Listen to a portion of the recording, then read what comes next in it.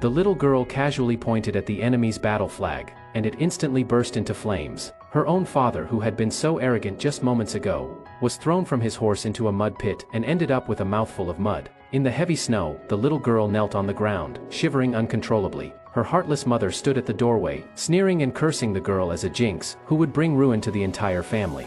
She insisted the child pray for her younger sister's well. Being out in the snow, the poor little girl turned blue all over from the cold and finally collapsed, fainting in the snowdrift. The Lin brothers, who happened to be passing by, found her. Although the two families were usually at odds, the eldest brother took pity on her and carried her home. Her own mother was still at home, hoping the child would die soon, unaware that Mrs. Lin had rolled up the little girl's sleeve to reveal it covered in dense crisscrossing whip marks. The entire family's anger flared up instantly. This wasn't raising a child, it was clearly torture. When the little girl woke up, the first person she saw was Mrs. Lin. With the sweetest voice, she called her a beautiful fairy, melting Mrs. Lin's heart. It just so happened that the Lin family was running out of rice. The little girl muttered a few words into thin air, and suddenly, several large sacks of white rice, and even blue and white wrapped cookies, fell from the ceiling out of nowhere. Her second older brother picked one up and took a bite.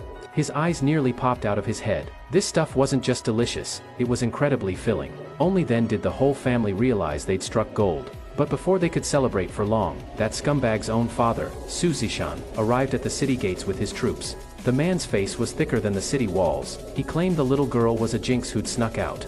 He even pushed his own little daughter in the red dress forward to show off in front of everyone, declaring she was the true bringer of good fortune. General Lin on the city walls was so furious his mustache nearly twisted out of shape. The eldest brother, sword in hand, was about to charge out to confront him.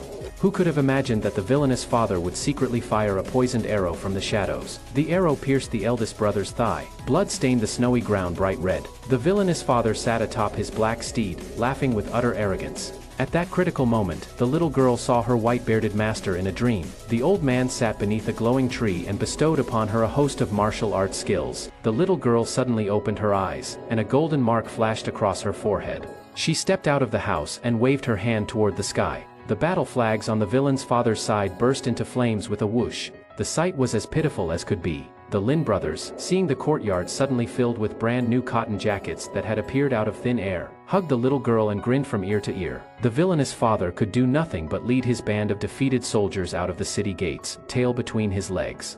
Now everyone in the city knew who the true daughter of heaven really was.